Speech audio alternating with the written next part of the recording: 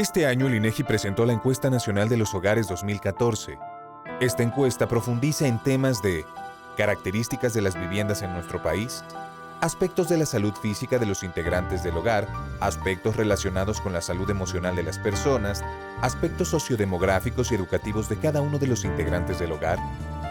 De acuerdo con la Encuesta Nacional de los Hogares 2014, México cuenta con poco más de 31 millones de hogares en todo el territorio mexicano, donde residen 119 millones de personas, de las cuales 61 millones son mujeres y 58 millones son hombres. De acuerdo con esta encuesta, de los 31 millones de hogares que hay en el país, el 93% son casas independientes, el 5% son departamentos en edificios y el casi 2% son viviendas en vecindad, cuartos de azotea o locales no construidos para habitación. Existe piso de tierra en el 7% de los hogares rurales y en el 1% de los hogares urbanos. Las paredes están construidas con materiales resistentes en el 98% de los hogares, mientras que el 2% tiene paredes de material frágil. El servicio de agua potable accesible dentro de los hogares existe en el 70% de los hogares urbanos, mientras que solo existe al interior del 30% de los hogares rurales. En su caso, el agua potable fuera de las viviendas pero dentro del terreno habitado existe en el 2% de los hogares urbanos y en el 50% de los hogares rurales. La precariedad para conseguir agua potable existe en el 1% de los hogares urbanos y en el 2% de los hogares rurales. En materia de educación, la encuesta muestra que solo el 19% de la población tiene la instrucción primaria completa, solo el 25% tiene la educación secundaria completa y solo el 23% de la población tiene al menos un grado de instrucción media superior o superior. En cuanto a la salud física de las y los encuestados, 17 millones de personas expresaron alguna dificultad para ver, mientras que 3 millones reportaron una visión casi nula o ceguera. Además, 10 millones de personas tienen alguna dificultad para caminar, 5 millones de personas expresaron alguna dificultad para oír y 1 millón de personas tenían carencia auditiva. Por otro lado, con respecto a la salud emocional de los hombres y mujeres que habitan nuestro país, el 54% indicaron haberse sentido preocupados o nerviosos por diversas cuestiones sociales. El 33% indicó haber experimentado depresión y el 31% reportó haber presentado cansancio crónico durante los 3 meses previos a la encuesta. Todos estos datos permiten a los gobiernos, en todos sus órdenes y niveles, no solo evaluar qué tanto se ha avanzado en materia de desarrollo social y económico, sino sobre todo, potenciar y mejorar sus sistemas de planeación, priorización y toma de decisiones para un mejor diseño de las políticas públicas.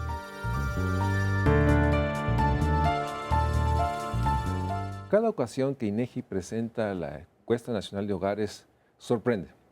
Sorprende por la información, sorprende por esta capacidad de mirar al interior de los hogares y darnos cuenta de realidades que hablan de dinámicas sociales, dinámicas individuales. Y obviamente es un instrumento muy poderoso para pensar un México social. Muchas gracias, Eduardo, por estar aquí, pero sobre todo quisiera que iniciáramos, ¿por qué? ¿Por qué el INEGI sigue y decide hacer esta encuesta en los hogares? ¿Cuál es lo que está atrás en términos, digamos, de la racionalidad de por qué es importante este instrumento? Bueno, pues, muchas gracias a ustedes por permitirnos hablar de estos grandes proyectos del INEGI, las encuestas en hogares. Y bueno, ¿por qué surge esta encuesta nacional de los hogares? En el INEGI, ustedes han de haber visto o han de conocer que tenemos un programa muy vasto de encuestas en hogares. Tenemos encuestas muy tradicionales, como la Encuesta Nacional de Ocupación y Empleo, que genera la tasa de desempleo cada mes y que es polémica cada trimestre. Tenemos la Encuesta Nacional de Ingreso y Gasto de los Hogares, que es un insumo junto con el módulo de condiciones socioeconómicas para medir la pobreza. Y tenemos un conjunto de encuestas tradicionales y además un conjunto de encuestas especiales que hacemos a petición de las dependencias sobre un tema particular que nos solicitan. Hay un tema emergente, un tema de interés que no se haya captado, nos piden, lo platicamos, nos ponemos de acuerdo y conjuntamente levantamos encuestas de diferentes temas.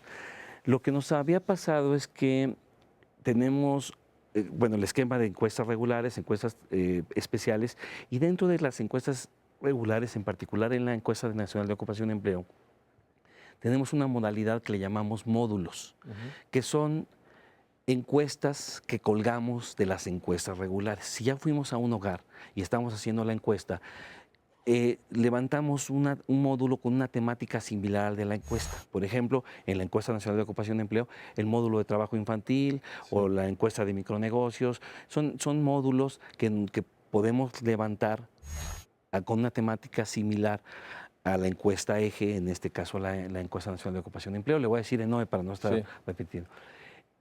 Lo que nos estaba pasando es que hay mucha demanda de este esquema de módulos, porque resultan para las dependencias un esquema muy económico. Las encuestas, levantar una encuesta es caro, pero esta modalidad de módulos les permite tener información a un costo relativamente bajo. Entonces, lo que nos pasaba con la ENOE es que ya teníamos muy saturado la demanda de módulos. Entonces, esta encuesta nace con la idea de tener otra encuesta continua, es decir, continua, a lo que me refiero con continua es que se levante los 365 días del año, ininterrumpidamente, que le podamos colgar módulos para ampliar la oferta de información sociodemográfica y de algunos temas de interés. Esa es la idea con lo que nace la Encuesta Nacional de los Hogares. Ahora, esta encuesta, ¿cuál es el antecedente de esta encuesta? Digamos, la última encuesta de hogares se presentó ¿cuándo? En realidad es una encuesta nueva, la empezamos a levantar apenas en el 2014. Es la primera vez que presentan esta encuesta como tal. Empezó a levantarse el 31 de marzo de 2014. La levantamos todo el año y ahorita la hemos continuado durante 2015 y la idea es que continúe de manera permanente. Esta información, que es muy importante, lo decía al principio, o sea, nos da cuenta del número de hogares, ¿sabes? Sí. O sea, casi 31 millones de hogares. Sí, un poquito más de 31, sí. Y nos da cuenta también de hogares con jefaturas femeninas, 8 millones. Pero por otra parte, déjame entrar, digamos, ya hacia adentro. La encuesta, platícame cómo está estructurada, cuáles son los grandes apartados que tiene. Nos habla de los bienes al interior del hogar.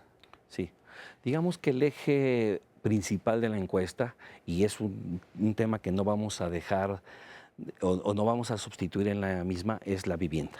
Captamos las características de la vivienda en cuanto a los materiales de construcción, si cuentan o no con una cocina, con un cuarto para cocinar, el número de cuartos, cuántos se usan como dormitorio, la disponibilidad de agua y el drenaje, características en general de la vivienda, ¿no? Muy bien. Esa es su temática principal. Después captamos pues, al interior cuántos hogares hay en la vivienda. ¿Cuántos individuos hay en cada? ¿Cuántos individuos y si hay más de un hogar conviviendo en la vivienda? ¿Cómo diferenciamos a los hogares? Con el tema de la olla común. Si comparten el gasto para cocinar, es un solo hogar. Si son gastos separados, entonces identificamos hogares. Entonces, la encuesta se levanta por cada hogar al interior de la vivienda. Después traemos un tema, como surgió la encuesta, traemos temas de educación, principalmente escolaridad de los integrantes al interior. Exacto. A qué escuela van, si es pública, privada, qué turno asisten, alguna modalidad que otras encuestas no captan, por qué no asisten a la escuela. Luego traemos un bloque para la ocupación, si son ocupados, el tipo de, la posición en la ocupación. Traemos una pregunta nada más para medir posibilidad de migración, en dónde vivía hace 5 años. Traemos la situación conyugal y traemos una modalidad sobre temas de salud. Bueno, también traemos acceso a las tecnologías de la información, pero en los de salud me quería detener un poquito porque traemos temas de salud física, una modalidad de la dificultad, si aunque usen lentes, bueno, básicamente sobre visión, audición y movilidad en cuanto a la salud física. Y también traemos temas novedosos de salud emocional, sobre nerviosismo, si se han sentido nerviosos, si han tenido depresión, si han sentido tristeza, preocupación, tristeza, si han sentido dolor o si se han sentido cansados. Esos temas son nuevos y están basados en una iniciativa que le llaman Iniciativa de Budapest, que es un grupo el Grupo Europeo de Estadística, conjuntamente con Naciones Unidas, se formó un grupo que le llamaron Iniciativa de Budapest, y donde se sugiere captar estos temas. Entonces, la manera como los captamos, tenemos comparabilidad Y con los aparte países están los bienes al interior del hogar. desde luego. Bienes en el hogar, en el y hogar vienen servicios. todos los bienes. Sí, Ajá. tienen. Digamos, esa sería la comprensión de toda la temática. de la temática. Bueno, si quieres, vamos recorriendo una por una. Sí. Hay muchos cosas muy interesantes, pero hablemos de digamos, cómo está conformado la vivienda. ¿Qué nos dice la encuesta de hogares? O sea, ¿cuántos hogares tienen piso de tierra? ¿Cuántos hogares tienen servicios? O sea, ¿qué datos podrías subrayar, digamos, de los faltantes? O sea, ¿cuántos hogares tienen agua al interior? Háblanos sobre la vivienda. Bueno, sobre todo en los materiales de construcción, vemos que ya hay un porcentaje muy alto que logran o que tienen materiales ya muy ad hoc a las necesidades. Por ejemplo, los pisos de tierra ya es un porcentaje bajo. Sin embargo, si abrimos la información para ver las localidades urbanas y las localidades rurales, sí vemos que todavía hay un rezago, pues, que todavía merece la pena estarse dándole seguimiento y ver qué políticas se tienen que hacer para abatir. Pero entonces, bueno, tenemos una primer corte en términos de los materiales de la vivienda. Después viene donde podemos medir hacinamiento. Ese es un dato muy importante. Ajá. ¿Cuántas viviendas? Bueno, primero dinos cómo definen el hacinamiento.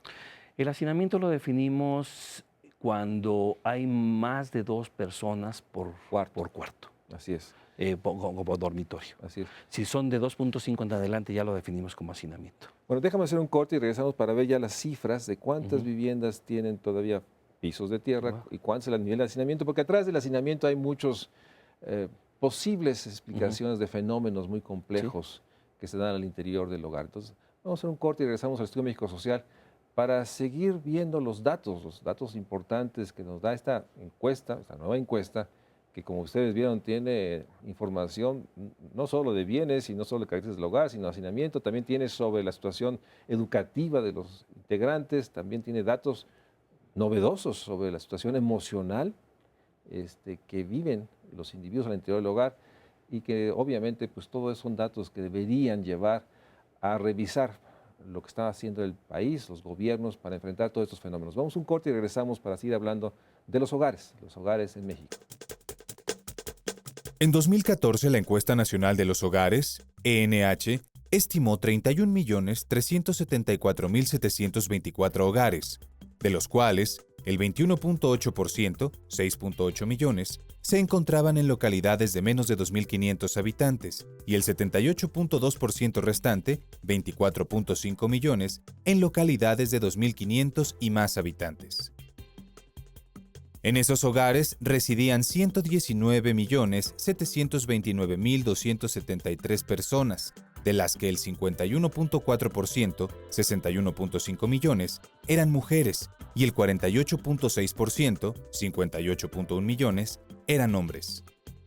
Por grupos de edad, el grueso de la población se ubicó entre los 30 y 49 años, con el 26.8%, 32.1 millones de personas, seguido por las personas de entre 15 y 29 años, que representaron el 25.7%, 30.8 millones. El tamaño promedio del hogar fue de 3.9 integrantes y la edad promedio del jefe del mismo ascendió a 48.6 años.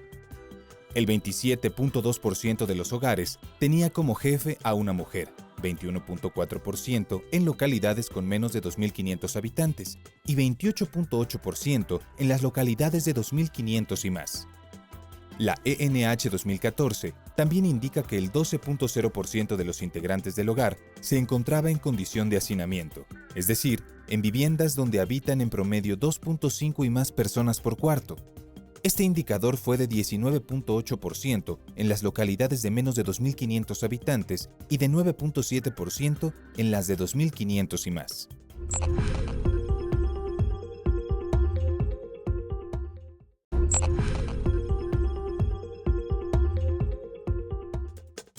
De acuerdo con la encuesta nacional de los hogares que realizó el INEGI, la siguiente cifra muestra el porcentaje de personas de 3 a 30 años por grupo de edad y tamaño de localidad según condición de asistencia a la escuela. A nivel nacional, más del 58% asiste a la escuela, mientras que el 41.2% no.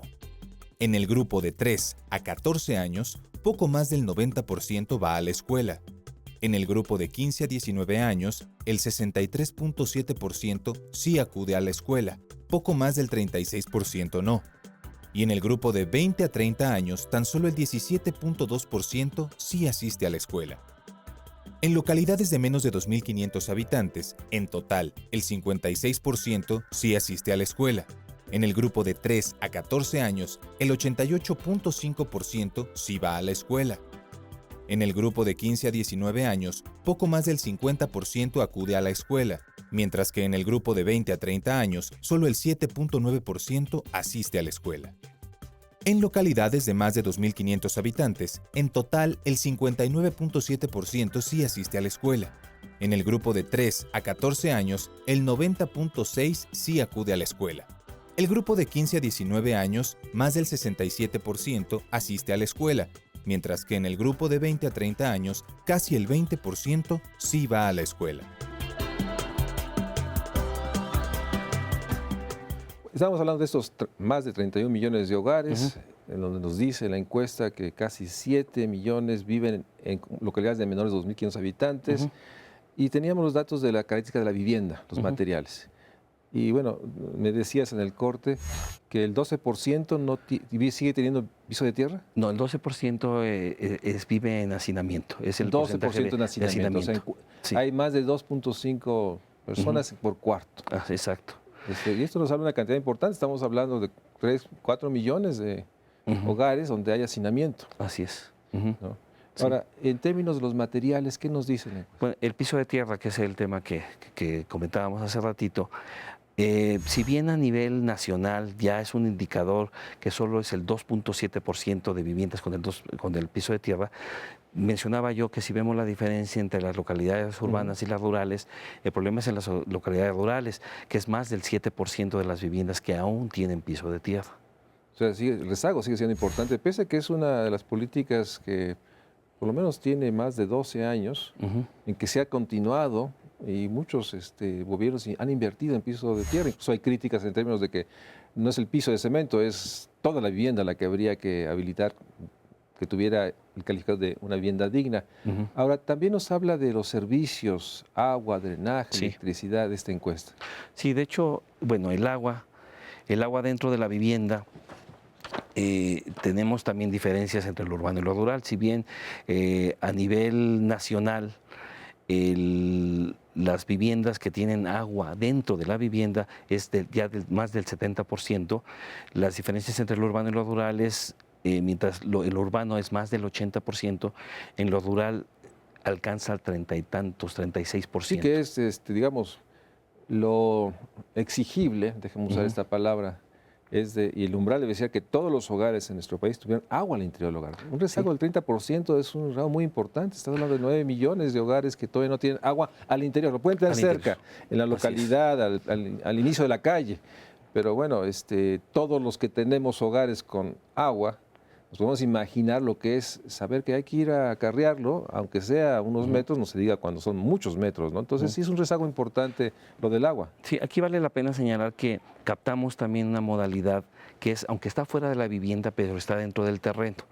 O sea, no está en la instalación, pero está en la llave, aquí en la toma. Y eso pues también es un indicador. De esas viviendas, el 21% no lo tienen dentro de la vivienda, pero lo tienen dentro del terreno. Si completamos entre dentro de la vivienda y fuera de la vivienda, pero dentro del terreno, ya a nivel nacional pues hablamos de un 90% que las viviendas tienen, digamos, cierta acceso al agua, ¿no? Ahí entraríamos en discusión porque, bueno, no es lo mismo abrir la llave, salir del cuarto que acarrear y tráela. O sea, la dinámica de un hogar para mí se me hace realmente tan importante que, bueno, lo único, el indicador importante es agua al interior del hogar, ¿no? Sí. El 30% habla todavía del esfuerzo, porque obviamente me imagino que son localidades muy pequeñas, localidades indígenas, y no tenemos esos rezagos. Sí, quizás lo que vale la pena aquí destacar es, por ejemplo, cuando toman el agua de un pozo, o del río, o del lago, que en la parte rural todavía es el 13.5% de las viviendas que tienen que ir al río, al pozo, al lago para y obviamente cuando eso se refleja en el trabajo de niños y de mujeres, que son los que se dedican a eso. Sigamos avanzando. Sí. Nos decías que dentro de la encuesta, hablemos de educación. Sí. Me sorprendió el dato, ¿sí?, que nos dice que el 31%, Sí. creo que de la población en los hogares no terminó su primaria. Bueno, ahí sí vale la pena aclarar ese dato, porque si se fijan, el universo al que nos referimos es la población de 3 años y más. Entonces, ahí más bien es la gente que de la población de 3 años y más, cuál tiene ya terminada su educación primaria. Entonces hay un bloque que no tiene por qué haber terminado su primaria, porque si tenemos por lo menos de los 3 a los 12 años, no tienen por qué haber terminado su primaria. Entonces, más bien ese dato nos da un indicador de lo que del total de la población de 3 años y más, los bloques que ya han concluido en primaria, secundaria, preparatoria, creo que ahí vale más la pena hablar del rezago educativo, A ver, que son sobre la población de 15 años y más, ¿no? ¿Y cuál es el rezago educativo? El rezago educativo para la población de 15 años y más es del 36% a nivel nacional. Ahora, un dato relevante es que esta encuesta nos da datos a nivel de entidad. Sí. ¿Cuál es la entidad que tiene más rezago educativo? Bueno, aquí es muy importante esos contrastes, porque mientras es el 36% a nivel nacional el rezago educativo, tenemos entidades como Oaxaca, que tiene más del 50% de rezago educativo, Chiapas, Michoacán, Guerrero, son las entidades que más rezago educativo y andan alrededor del 50% en el rezago educativo. Que es realmente dramático, porque ¿Sí? Lo que significa esto, ¿no? O sea, así es. Y por eso la importancia, yo la subrayo, que el INEGI nos da, sí, promedios nacionales, pero nos hace esta diferenciación por entidades, a veces en otras encuestas por municipios, que nos hablan de las brechas, ¿no? Un país que sigue teniendo brechas enormes, que dependiendo de dónde se nazca, dónde se viva, pues uno tiene acceso a derechos básicos, ¿sí?, como la educación, ¿no? Sí, y en contraste tenemos entidades como el propio Distrito Federal, que su rezago educativo es de alrededor del 20%, 21%. Sí, es digamos la entidad con menor rezago educativo. Que menor rezago, y le siguen entidades como Coahuila, Sonora, Nuevo León, el Estado de México, con un 25% de rezago educativo. Bien, ahora entremos a la otra parte, digamos, de la encuesta, que tiene que ver con los bienes. Uno de los datos que a mí más me sorprendió es, a veces hablamos de la Internet o de los servicios de Internet como si fuese una disponibilidad para todos los hogares. Y la verdad, todavía hay muchísimos, millones de hogares que no tienen Internet, y que cuando a veces decimos esa información está en la página, pues se nos olvida que sigue siendo uno de los servicios más inequitativos todavía. Sí. Entonces, ¿cuántos hogares tienen Internet? ¿Cuántos no tienen Internet? Si no mal me acuerdo el dato, y bueno, y ahorita quisiera hacer una referencia a esta captación de Internet. Creo que anda alrededor del 20 y tantos % de los hogares que tienen acceso a Internet. Estamos hablando casi 10 millones, 9 millones de hogares que tienen Internet. El resto no tiene Internet. No tiene acceso a Internet. Y esto obviamente habla, pues, realmente de que no podemos todavía asumir que toda la población puede acceder a información, acceder a servicios, simplemente a ciertas cosas básicas, que a veces se pierde esa perspectiva de lo, digamos, sigue siendo muy concentrado el mundo de los que está en redes, que está interactuando y que puede, pues, finalmente bajar documentos, etcétera. Pero iba a hacer una acotación. Sí, quería comentar que aunque en esta encuesta captamos el acceso y el uso de las tecnologías de la información, esta encuesta tiene lo que conocemos como un informante indirecto. En las encuestas tenemos 2 tipos de informante. Un informante indirecto que suele ser una persona de 15 años y más, en este caso de 18 años y más, que conoce la información de los miembros del hogar. Y a esa persona le preguntamos por la información de los miembros del hogar.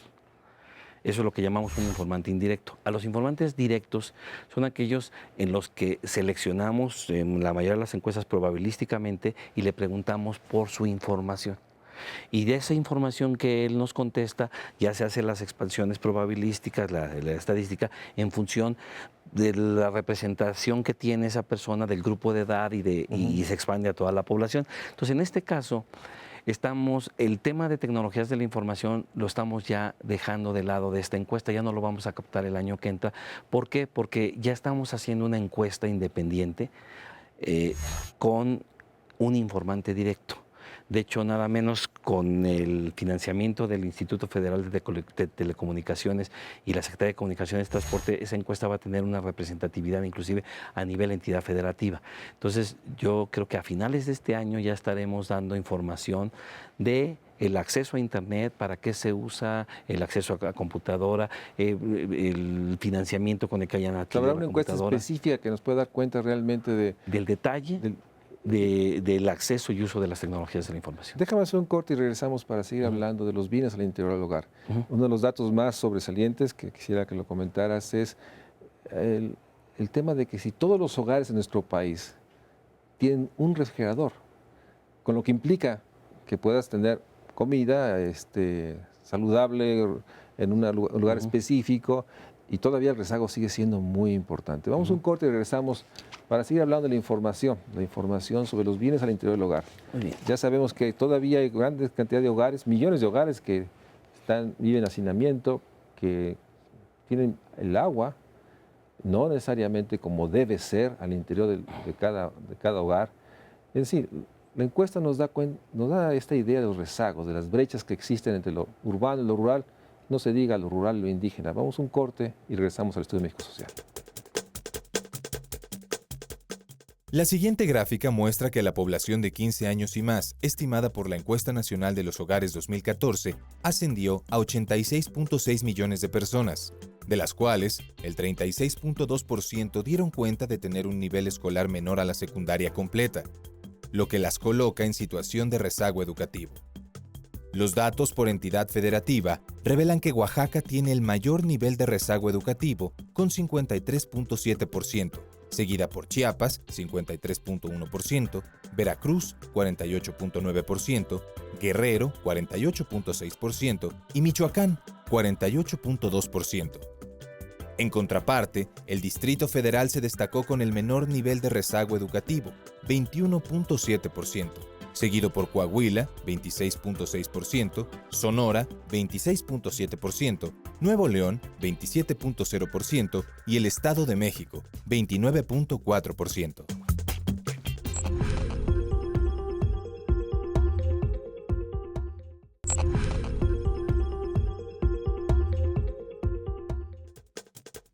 Según datos de la Encuesta Nacional de los Hogares que realizó el INEGI en 2014, el porcentaje de la población de 7 años y más que han sentido preocupación y nerviosismo en las 5 entidades federativas con mayores niveles de sensación fueron Tlaxcala con 69.6%, Veracruz registró 69.3%, Zacatecas 68.6%, el Distrito Federal 68.3% y Sonora con 67.6%, en tanto que Querétaro 20.3%, Nayarit 26.5%, Puebla 29.6%, Aguascalientes 33.2% y Tabasco con 36.7% presentaron los valores más bajos. Decíamos que esta enorme fuerza que tiene esta encuesta es que cuando nos dice los bienes al interior del hogar, también nos podemos imaginar las dinámicas y después lo veremos cuando podamos platicar sobre la encuesta de uso del tiempo. Y un dato muy sobresaliente es el número de hogares que no tienen refrigerador. Según nos comentabas, es casi un poco más de 5 millones de hogares. Esto habla realmente de una dinámica en la que podemos imaginar pues, que hay que comprar al día a día los alimentos. Entonces, ese dato es muy importante. Que también hay un dato sobre el número de hogares que no tienen lavadora, ¿no? Que también nos habla de millones de hogares, pues el lavado de la ropa, que pensándolo, realmente es una actividad muy esencial y muy básica, pues las mujeres tienen que dedicar tiempo porque no tienen lavadoras, ¿no? Y en ese sentido creo que esa es la fortaleza que nos puede explicar mucho de otros fenómenos en función de estos datos. Claro. Sí, quería también señalar o puntualizar que la ventaja de esta encuesta es que ahora vamos a tener datos cada año sobre estos indicadores de vivienda y los bienes en el hogar. Normalmente captábamos esta información, desde luego el censo de población capta una gran parte de esta información y la captábamos cada 2 años con la encuesta nacional de ingresos y gastos. Sí. Esta encuesta nos va a permitir generar información de este tipo de información de manera continua y tenerla cada año. Y tenerla por entidad. Por entidad federativa. Urbano-rural en la parte nacional. Y esto es un dato continuo que vamos a tener. Digamos, ¿cuándo podríamos tener el siguiente corte de cuántos hogares tienen refrigerador y cuántos hogares pudieron adquirir una lavadora o pudieron tener agua al interior de sus hogares? O sea, ¿cuándo podríamos tener un siguiente corte de estas informaciones? La versión 2015 la terminamos de levantar ahora sí que el 31 de diciembre del 2015. De ahí hacia mediados de año, quizá junio, podamos tener ya la información a nivel de dentro de un año propiamente podremos hacer un corte y ver la evolución y ojalá la progresividad de ese acceso a bienes básicos. Ahora, eso es a través de la encuesta. Desde luego, como saben, va a haber resultados de la encuesta intercensal que se levantó este año y que va a dar resultados en diciembre de este año. Entonces, pues ya seguramente va a haber ahí una modalidad que se pueda apreciar cómo está la situación. Se puede hacer la comparación, la comparación y ver realmente si hay dinámicas, digamos, que permitan por lo menos percibir cierto incremento o cierta reducción en los niveles de hacinamiento, en los niveles de carencia que se tiene en términos de estos bienes. Pero nos comentaste al principio y sin duda es algo realmente muy novedoso, que por primera vez ustedes hicieron preguntas sobre la salud mental de los hogares. Relátanos cuáles son los datos que más, en lo personal, a ti te han resultado sorprendentes y que valdría la pena pues, iniciar muchas reflexiones, incluso estudios e investigaciones. Claro, bueno, sobre esta salud emocional,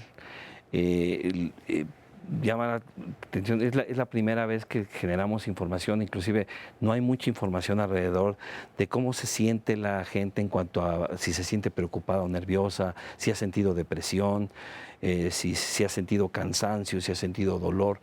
Entonces, lo que nos arroja esta encuesta es que alrededor del 55% de la población de 7 años y más declara que se ha sentido preocupada o nerviosa. Claro, estas preguntas las captamos en cuanto a su periodicidad y en cuanto a su intensidad. Si hablamos de la intensidad, dentro de esas 55% de personas de 7 años y más que declaran que se han sentido preocupadas o nerviosas, el 22%, el 23% de ellas declara que se ha sentido muy nerviosa, que la intensidad es mucha sobre ese nivel de intensidad. Aquí lo que también podemos diferenciar es entre hombres, mujeres y entre la parte urbana y rural. De género. En términos de género, las mujeres declaran, se sienten es un poco más alto el porcentaje de nerviosismo que los hombres. Y entre la parte urbana y rural,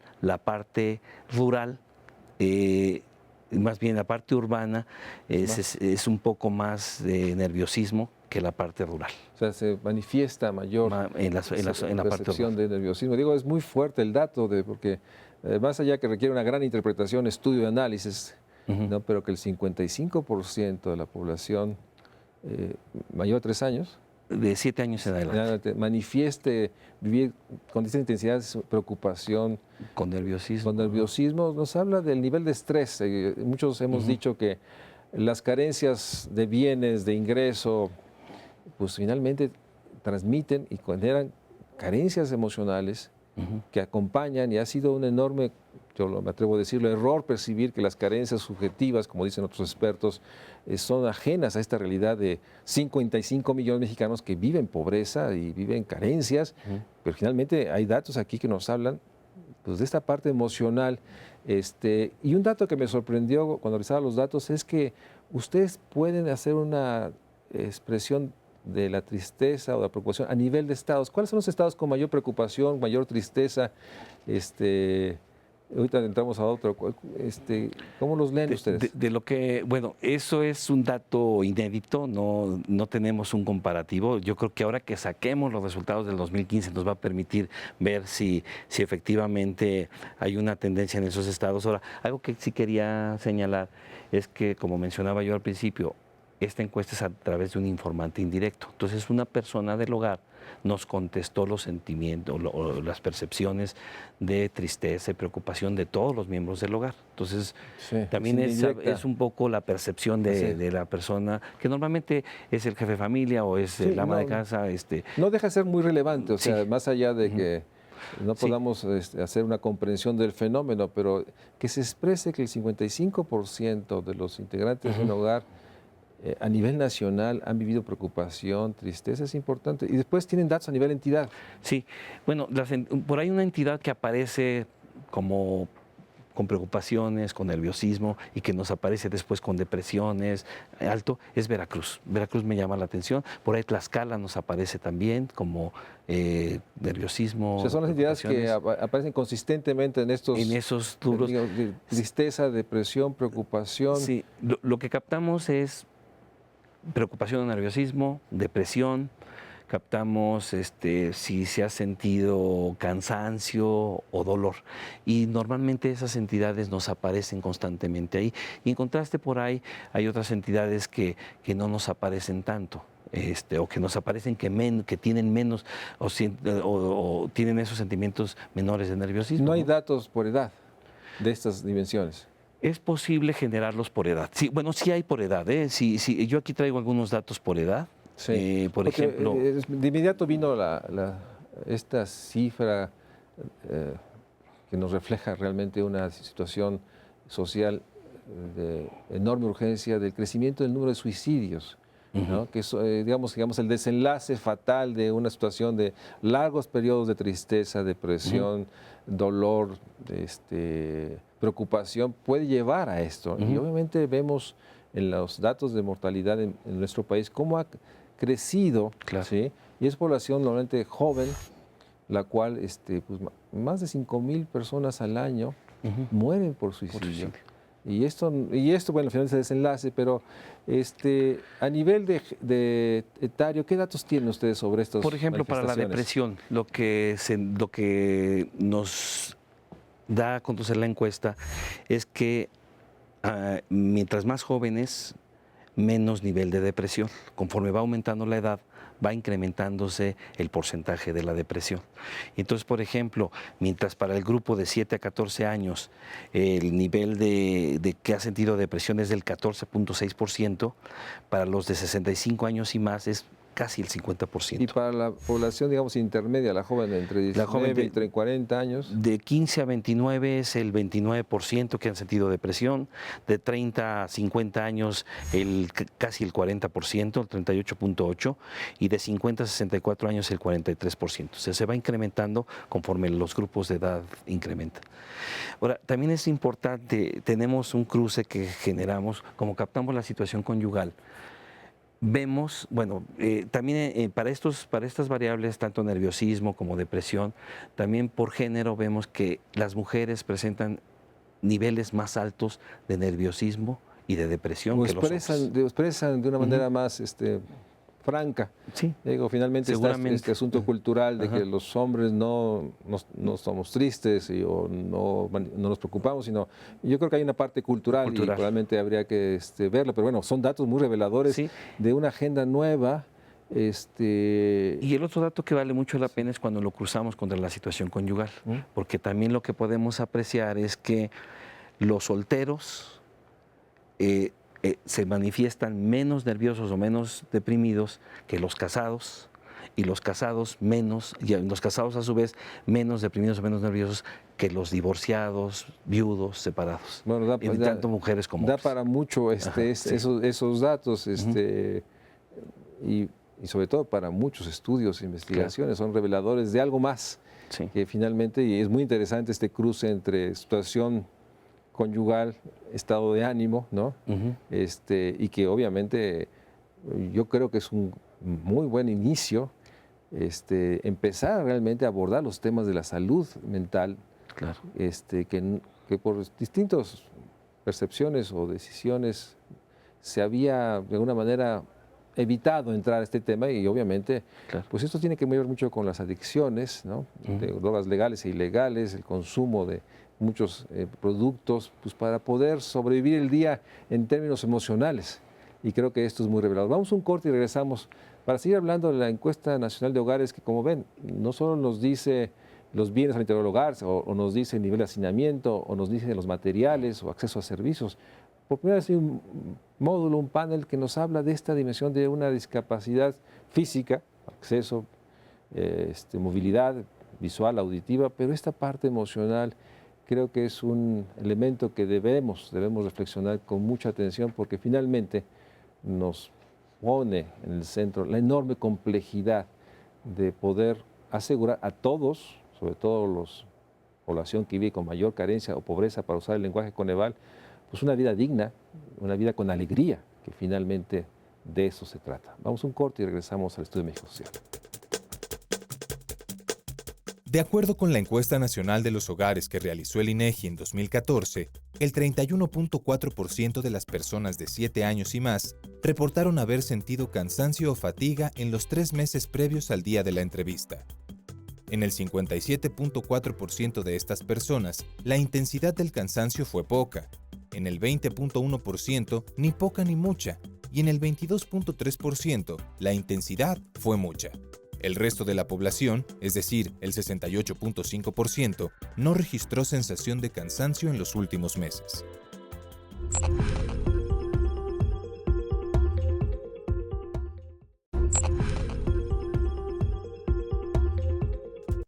En la siguiente gráfica se puede observar que la población presenta mayor dificultad para ver conforme aumenta su edad. Así, las personas que tuvieron alguna y mucha dificultad para ver representaron el 31.2 y 11.8% respectivamente en el grupo de 65 años y más, similar al grupo de 50 a 64 años, donde el porcentaje es de 29.2% con alguna dificultad y el 6.1% con mucha dificultad para ver.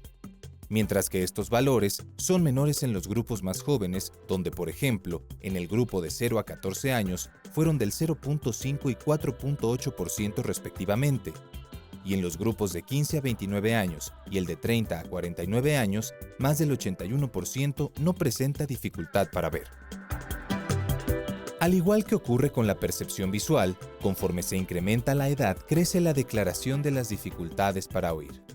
Las que son poco significativas entre la población menor, que registra más del 95% sin problemas de audición, pero afectan al 29.9% de las personas de 65 años y más, que registra 20.9% con alguna dificultad y 9% con mucha dificultad o que no pueden oír. A partir de los 50 años es cuando se comienza a percibir los problemas de audición. Platicamos que una de las grandes revelaciones de la encuesta nacional de hogares 2014 es que por primera vez se incorpora esta pregunta sobre distintas discapacidades. Entonces tenemos datos por primera vez que de estos 31 millones de hogares, según la encuesta, hay 16 millones de mexicanos que tienen dificultad para ver.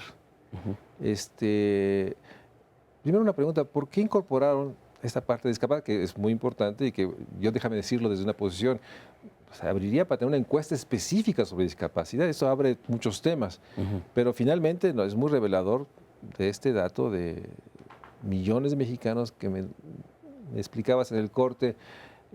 Son personas que aún teniendo lentes tienen dificultad para ver, aún personas que tienen un aparato para, un bastón o andadera, no se pueden mover. O sea, esto quiere decir que la discapacidad es un tema muy importante al interior de los hogares. Bueno, sí, tenemos algunos otros instrumentos que han captado la discapacidad, pero en realidad es un tema difícil de captarse. ¿Por qué lo incluimos en esta encuesta? Es parte del bloque de esta iniciativa Budapest de la que me referí yo hace un momento, en donde complementa la parte de salud física con la salud emocional. Y la manera como se capta también obedece a una recomendación internacional, un grupo que le llaman Grupo de Washington, y también la captamos en otras encuestas, la captamos en la ENIC, se captó en la ENADIF, Pero bueno, aquí es bajo el contexto de la encuesta y las variables con las que lo podemos cruzar. Y efectivamente lo que vemos es también que hay un deterioro de la capacidad visual conforme avanza la edad. O sea, sí hay datos que nos pueden decir que 65 y más empieza a intensificarse todas las debilidades, digamos, discapacidades. Se incrementan las carencias, pues la dificultad para hacer algunas La actividades, más tanto en lo importante es la visual. visual, La visual es la más alta. la más manifiesta. Pues. Sí, la más manifiesta. ¿Y después? Sí. Bueno, tenemos que, por ejemplo, para la visual, entre lo que es que presentan mucha dificultad y alguna dificultad es que el 43% de la población de 65 años y más manifiesta esa dificultad. Para la percepción auditiva es del 30%, pero la auditiva es muy particular porque es un brinco muy drástico. En la percepción auditiva, el que manifiesta dificultad, por ejemplo, el grupo de 0 a 14 años es mínimo, es el 1%, el 1.5% que manifiesta un problema auditivo. Y conforme va avanzando la edad, llega a ser, por ejemplo, en el grupo de 30 a 49 años es del 3.6% y de ahí da un brinco a 9.2% en los de 50 a 64 años y de ahí brinca hasta 30% en los de 65 años y más. Y en cuanto a la situación de movilidad, también ahí es muy particular para las personas de 65 años y más, porque en los años jóvenes de 3 a 14 años, 15 a 29, pues anda alrededor, no llega al 2%. Sin embargo, ya en el grupo de 50 a 64 años rebasa el 20% y en el grupo de 65 años y más rebasa el 50%. Hay un dato que a mí se me hace muy revelador porque también nos habla de estas dinámicas al interior del hogar. ¿Cuál es el promedio de integrantes por hogar a nivel nacional? Bueno, tenemos un promedio de 3.9 integrantes por hogar. Es el promedio nacional. Nacional. Y hay entidades donde el promedio es 4.5. Sí, así es. Ahí también se dan diferencias por entidades federativas. 4.5 tenemos en entidades como Chiapas, como Oaxaca, que son entidades que tienen un promedio más alto de ocupantes. Que coincide con, me imagino, con niveles de hacinamiento. Con niveles de hacinamiento, con niveles de baja escolaridad, con niveles de tipos carencias y precariedades sociales, demográficos, ¿no? Entonces tenemos nuevamente estas enormes diferencias, digamos, en la dinámica demográfica. Hogares con más número de integrantes en entidades del sur-sureste. Sí. Por la sorpresa de Tlaxcala también, o Veracruz. Sí, pregunto porque Veracruz, parece que aparece. Por ahí aparece. Y bueno, que en contraste el Distrito Federal, que tiene un promedio de 3.5 habitantes por hogar, ¿no? O sea, digamos que son de los hogares con menores integrantes. Y estas dinámicas, ¿hay posibilidad, hay datos a nivel municipal? ¿O no llega a ese nivel de encuesta? Bueno, la única fuente que puede dar esas posibilidades es el censo de población. Y ahora la encuesta intercensal va a poder dar a nivel municipal. Y eso podría darnos los datos a nivel municipio. Sí, no localidad, municipio todavía. Sí, así. Bueno, municipio, sí, municipio, quizá para algunas localidades, pero más bien a nivel municipal. Y desde luego, cuando viene el censo de población, ese sí, hasta nivel manzana se puede, ¿no? ¿Hubo algo, digamos, con respecto al censo 2010 que los sorprendiera a ustedes en términos de una dinámica diferente de todos los datos que tienen ustedes de hogares? ¿Algo realmente se salió de esta, digamos, perspectiva de inercias a veces que no se conmueven en términos de las carencias, en términos de las demandas de la población que sigue viviendo situaciones de pobreza, desigualdad, exclusión, como decimos aquí en el estudio? Más bien yo de lo que traigo en mente quizás sea la parte demográfica, ¿no? Que se esperaba menos población, surgió más población, todos los fenómenos de migración, fecundidad, el comportamiento, pues nos reveló mucho el censo de población, por eso por ahí la necesidad de tener una encuesta demográfica, la ENADID, que nos dé información demográfica de esta dinámica en un periodo intercensal, ¿no? Sí, que permita complementar todos estos datos. Ahora, toda esta información está en el sitio.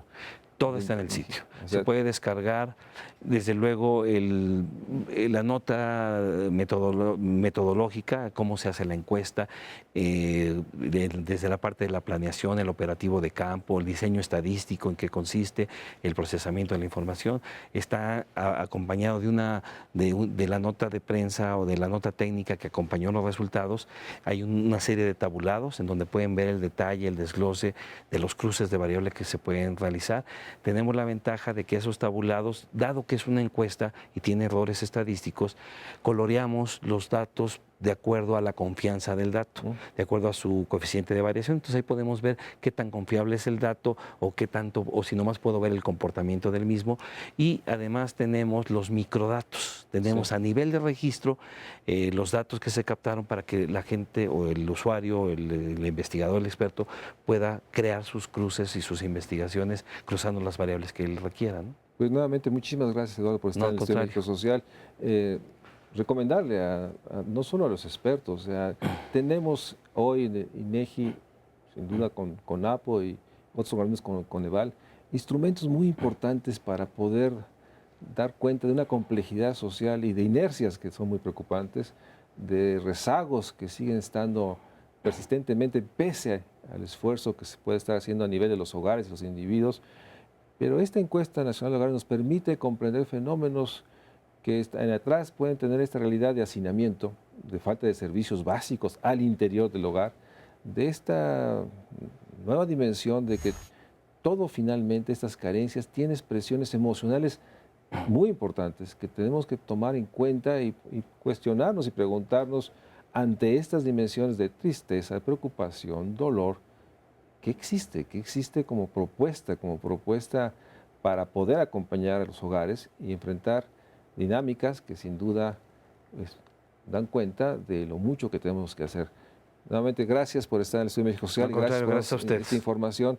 Y nuevamente recomendarles, visitemos el sitio de INEGI, vayamos a los microdatos, hagamos cruces y tratemos de comprender lo social para transformarlo y construir el México de derechos que todos hemos insistido. Es urgente acelerar el paso y sobre todo reduciendo brechas y enfrentando su complejidad. Gracias por acompañarnos y nuevamente seguimos en Twitter, ML Fuentes, para seguir dialogando sobre estos temas que tanto nos preocupan a todos. Gracias, Muy Eduardo. bien, gracias a ustedes.